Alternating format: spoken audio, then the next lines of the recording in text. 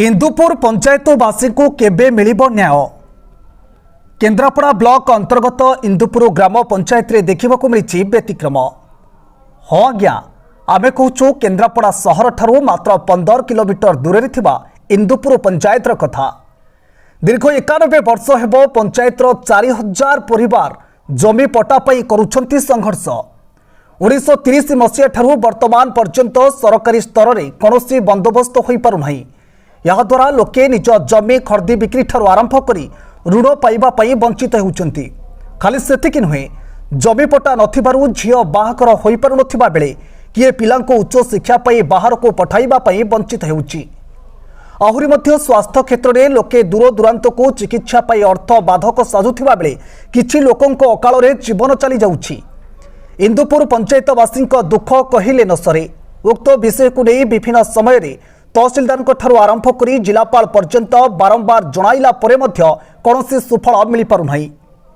एठी प्रश्न उठुछि कहीं जिला प्रशासन इंदुपुर पंचायतवासी दुख शुणु नाहांती। किए साजिछि बाधक। दीर्घ 91 वर्ष धरी पंचायतवासी जो कष्टरे कालितपात करुछंती ताहा कहिले न सरे। अब रिपोर्टर ग्राउंड जीरो ग्रामवासी प्रतिक्रिया नहीं आसतु शुणा कौन कहते इंदुपुर पंचायत ग्रामवासी माने। मु अशोक कुमार राउत इंदुपुर ग्राम पंचायत निवासी। मोर अभियोग जे आमर इंदुपुर राजस्व ग्रामर बंदोबस्त शेष थर पर सरकार 1930 मसीह करथिले। आ भितर आमर 4 पीढ़ी बीतीगला किंतु एपर्यंत आमको आमर जमी जमार पट्टा मिलला नहीं कि सेटलमेंट है नहीं। जहाँफल आमे आमर पिला मानकर उच्च शिक्षित उच्च पाठ पढ़ा जमी बिक्री करि पारनु आउ जमी कौन जगह बंधक रखि पारनु आउ रोगाक्रांत हेले कौन लोक आमर तार मृत्यु हवा धार्य। से आम सरकार पाखे आपण माध्यम दाबी करूँ। मो ना रामनारायण सिंह इंदुपुर सेनार आवाहक। आधार करी आज एकत्रित आलोचना देखो 1930 मसीह आम एटी बंदोबस्त हो पारे कि पट्टा कहीं किसी उपलब्ध हो पारे से आम बहुत थर आम समस्त द्वारस्थ है आम भावुँ आम गण आंदोलन स्टार्ट कलेक्टर ऑफिस तहसीलदार ऑफिस आम स्टार्ट करूँ ना आम करी आमको एत वर्ष आम बहुत कटिगला बहुत असुविधा जमी होती चाष कर खायापी बिकार आवश्यकता कम समस्ते मानते आम 70-80% ये गरीब आज्ञा आठ सब जमी मानने चाषी से गोटे रोग जमी बिकी पारे जमी किए बिक जार अर्जेन्सी बोले से बिकती हो पारे बहुत असुविधा आज्ञा हो पर्टिकुलर आम इंदुपुर होनी से आम गण आंदोलन सृष्टि करें आम धार्य यहाँ असुविधा प्रशासन एत वर्ष करुच्ची भितर कौन चलती भितर अच्छी आम आते ये कर आम बड़ भाई मैंने सब समस्त ये कर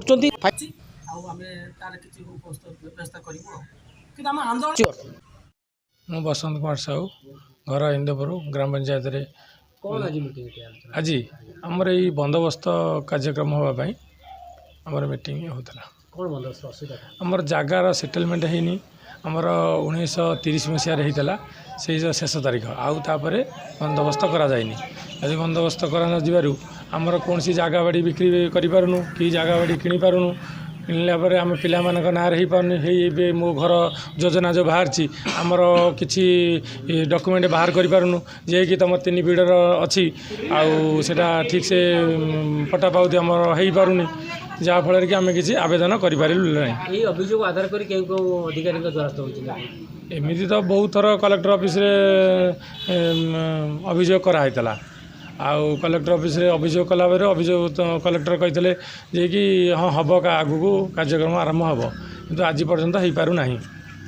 कौन हवा आवश्यक हवा आवश्यक कौन आमर पट्टा पाउतीटा ठीक से आमर एबेका जो युवपीढ़ी अनुसार हेले सेटा आम पिला कार्यक्रम हम कि हो पारुनि किसी ना पिला पाठ पढ़ी पारुचंती ना धर जो कौन अधिका झील बाहर करने कि घर अधिका जार जगह अच्छी धर बिक्री कले आम खंडे घर करवा आमर भल घर बना खंडे आउ मो ना है दैत्य साहू मु इंदुपुर निवासी मु चाषबास करी चले किंतु वर्तमान 1930 मसीहा ठारू आज को 93 वर्ष है कौन सी आमर बंदोबस्त हो पारुनी कि आम जमी खंडे बिक्री कर पारनु आउ कि कौन सी बाघर कि गोटे रोगी यदि खराब देह खराब है जमीटा बिक्री न कले आम रोगी मरी जाऊँ बिक्री हो पारुनी एमती सरकार कौन प्रकार शुणी कौन प्रकार ता पदक्षेप नौना जहाँफल आम प्राय इंदुपुरवासी सब हैरान हो बहुत हैरान हो कारण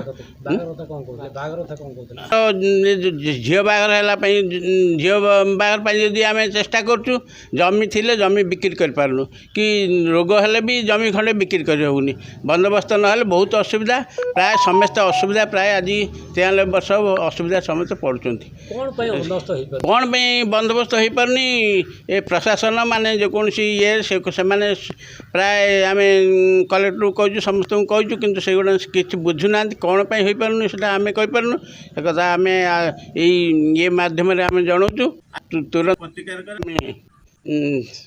चिठी